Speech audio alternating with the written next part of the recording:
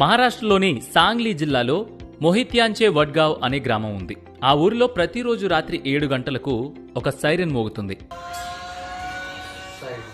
Siren మోగిన వెంటనే ఊళ్ళో ఉన్నవారంతా ఫోన్లు పక్కన పడేసి టీవీలు ఆఫ్ చేస్తారు.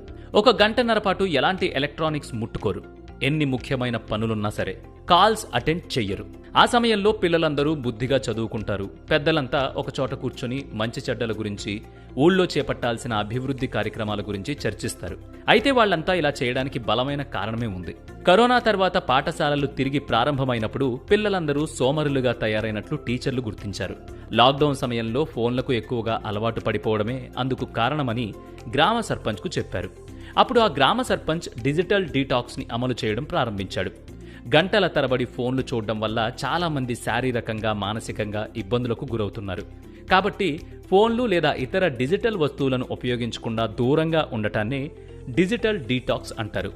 ఈ డిజిటల్ డీటాక్స్ వల్ల సెన్స్ ఆఫ్ సెల్ఫ్ అవేర్నెస్ పెరుగుతుంది. సోషల్ ఇంటరాక్షన్స్ పెరుగుతాయి. ఒత్తిడి, ఆందోళనకు గురికాకుండా చక్కగా నిద్రపోయే అవకాశం ఉంటుంది. మానసిక ఆరోగ్య ప్రయోజనాలు కూడా ఉంటాయి. కాబట్టి మీరు కూడా మీ ఇంట్లో ఈ డిజిటల్ డీటాక్స్ విధానాన్ని అమలు